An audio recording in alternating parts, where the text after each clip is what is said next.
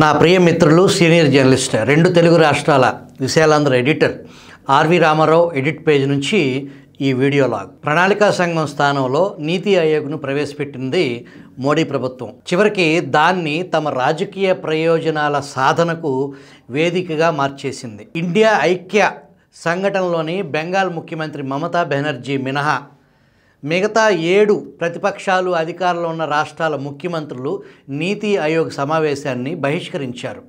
కానీ మమతా బెనర్జీ మాత్రం హాజరు కావాలని నిర్ణయించుకున్నారు. కానీ ఆమెను 5 నిమిషాల కన్నా ఎక్కువసేపు మాట్లాడనివ్వలేదు. ఆమె మైక్ ఆపేశారు. దీంతో మమత ఆ సమావేశం నుంచి వాకౌట్ చేసి బయటకు వచ్చేశారు. నీతి ఆయోగ్ సమావేశాన్ని బహిష్కరించాలని తమిళనాడు, కర్ణాటక, పంజాబ్, హిమాచల్ ప్రదేశ్, జార్ఖండ్ ముఖ్యమంత్రులు ముందే నిర్ణయించుకున్నారు. నీతి ఆయోగ్ సమావేశాలను కూడా ప్రతిపక్షాల వారు రాజకీయం చేస్తున్నారని బీజేపీ ఇల్లెక్కి అరవచ్చుగాక, కానీ మమతా బెనర్జీ ఈ సమావేశాలకు హాజరు కావటం వెనుక మోడీ ప్రభుత్వాన్ని ఎండగట్టే ఆలోచన స్పష్టంగా కనిపించింది. ఆమె అక్కడ ప్రతిపక్ష వాణిని వినిపించటానికి ప్రయత్నించటం, బిఎస్సి ఫుడ్ అండ్ న్యూట్రిషన్ లో university first rank, second rank, third rank, Sun international, Visakhapatnam, Hyderabad. NITI Aayog అధ్యక్ష స్థానంలో ఉన్న మోడీకి నచ్చలేదు. వెంటనే ఆమె మైక్ ఆపివేయించారు. ఒక ప్రతిపక్ష నేత మాట కూడా వినే సహనం లేనప్పుడు ఈ సమావేశాల ప్రయోజనం ఏమిటి? సరిగ్గా ఈ ఉద్దేశంతోనే ఇండియా ఐక్య సంఘటన ప్రభుత్వాలున్న ముఖ్యమంత్రులు ముందే ఈ సమావేశాన్ని బహిష్కరించాలని నిర్ణయించుకున్నారు. ఇండియా ఐక్య సంఘటనలోని ప్రభుత్వాలు బహిష్కరించి నిరసన తెలియజేస్తే మమతా బెనర్జీ హాజరై మోడీ ప్రభుత్వ నాటకాలను జనం దృష్టికి తీసుకురావడంలో ఆమె సఫలమయ్యారు. నీతి ఆయోగ్ సమావేశానికి హాజరైన ఒకే ఒక్క ప్రతిపక్ష ముఖ్యమంత్రి మాటనైనా వినే ఓరిమి మోడీ ప్రభుత్వంలోని నీతి ఆయోగ్ సమావేశంలో కనిపించలేదు.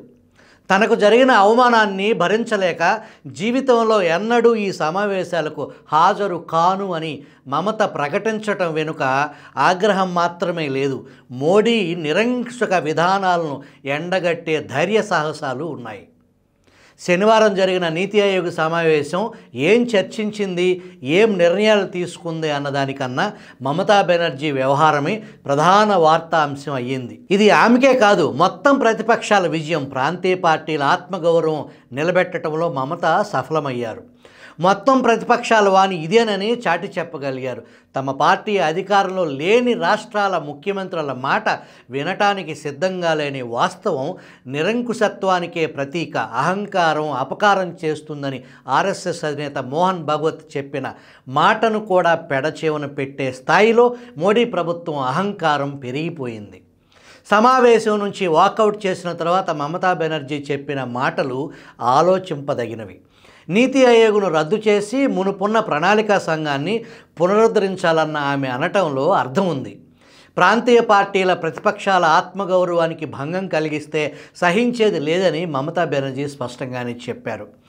ఇండియా ఐక్య కూటమిలో రాష్ట్రాలు నీతి ఆయోగ్ సమావేశానికి హాజరు కాకూడదని నిర్ణయించిన మమతా బెనర్జీ హాజరు కావటాన్ని ఆసరాగా చేసుకుని గోదీ మీడియా మళ్ళీ ఇండియా ఐక్య కూటమిలో విచ్ఛిన్నం అవుతుంది అన్న దుష్ప్రచారం యథేచ్ఛగా కొనసాగించింది.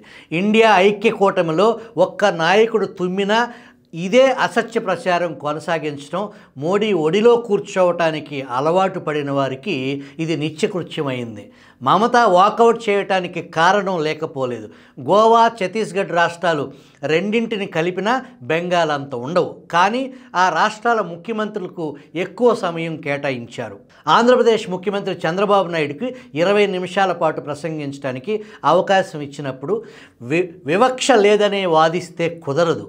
మమతా బెనర్జీని ఇరుకున పెట్టడానికి మోడీ సర్కార్ నిరంతరం ప్రయత్నిస్తూనే ఉంది. గ్రామీణ ఉపాధి హామీ పథకానికి నిధులు ఇవ్వటం లేదు.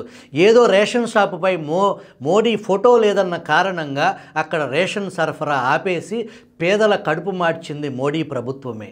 నీతి ఆయోగ్ సమావేశాలకు ఇదివరకు కూడా బహిష్కరించిన ముఖ్యమంత్రులు ఉన్నారు. తెలంగాణ ముఖ్యమంత్రిగా ఉన్నప్పుడు టీఆర్ఎస్ నాయకుడు చంద్రశేఖరరావు కూడా బహిష్కరించారు. ఆ సమయంలో ఆయన 6 పేజీల లేఖ రాసి తాను హాజరు కాకపోవటానికి కారణాలు కూడా తెలియజేశారు. మోడీ ప్రభుత్వం నీతి ఆయోగ్ సూచనలను, నిర్ణయాలను ఆదరించకుండా ఇష్టారాజ్యంగా వ్యవహరించిన సందర్భాలు కోకొల్లలుగా ఉన్నాయి. తమ ముఖ్యమంత్రులు నీతి ఆయోగ్ సమావేశాన్ని ఎందుకు బహిష్కరిస్తున్నారన్న అంశాన్ని ఇండియా ఐక్య సంఘటనలోని పార్టీలు చాలా బలంగానే చెప్పాయి. అక్కడ జరిగిందల్లా 2047 నాటి వికసిత భారత్ ఎలా తయారవుతుందో చెప్పటమే ఈ సమావేశంలో ప్రధాన ఎజెండాగా ఉన్నప్పుడు ప్రతిపక్షాలు, అధికారంలో ఉన్న రాష్ట్రాలు, ముఖ్యమంత్రులు హాజరు కాకపోవటాన్ని తప్పుపట్టడం కుదరదు. ఇటీవల ప్రతిపాదించిన బడ్జెట్లో ఆంధ్రప్రదేశ్, బీహార్ రాష్ట్రాలకు అధిక మొత్తంలో నిధులు మంజూరు చేసినట్లు మోడీ ప్రభుత్వం ప్రచారం చేసుకుంటుంది. కానీ ఆంధ్రప్రదేశ్ రాజధాని నిర్మాణానికి 15,000 కోట్లు ఇస్తామన్న మాట పచ్చి బూటకం. ఇది కేటాయింపు కాదు, ఆ మేరకు రుణాలు ఇప్పిస్తామన్న హామీ మాత్రమే. బీహార్ పరిస్థితి ఇందుకు భిన్నంగా లేదు. ఈ 2 రాష్ట్రాలకు చేశామంటున్న మేలు ప్రతిపక్షాలు తప్పుపట్టడం లేదు. వివిధ రాష్ట్రాలకు, ముఖ్యంగా ప్రతిపక్షాల అధికారంలో ఉన్న రాష్ట్రాలకు కేటాయింపులో వివక్ష చూపించారన్నదే ప్రతిపక్షాల ప్రధాన అభ్యంతరం. ఇది వాస్తవం అని, బడ్జెట్ కేటాయింపులు సునిశితంగా పరిశీలిస్తే నిజమేనని రుజువవుతుంది. చంద్రశేఖరరావు హయాంలో అమలు చేస్తున్న పారునీటి పథకాలు, వాటికి నిధులు అందజేయాలన్న నీతి ఆయోగ్ సిఫార్సును మోడీ సర్కార్ నాడు బుట్టదాఖలు చేసింది.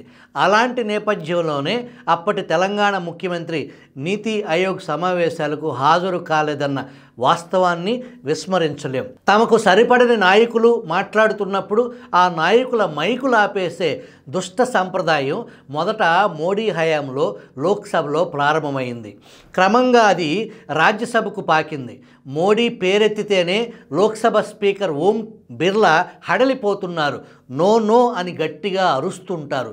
ప్రతిపక్ష నాయకుల ప్రసంగాలలో గిట్టని భాగాలను రికార్డుల నుంచి తొలగించటంలో రాజ్యసభ అధ్యక్షుడు జగదీప్ ధన్కర్ సకల రికార్డులను బద్దలు కొట్టేశారు. మైకులు నిలిపివేసే పద్ధతి ఇప్పుడు నీతి ఆయోగ్ కూడా అలవడింది. ఇది అత్యంత హాస్యాస్పదం.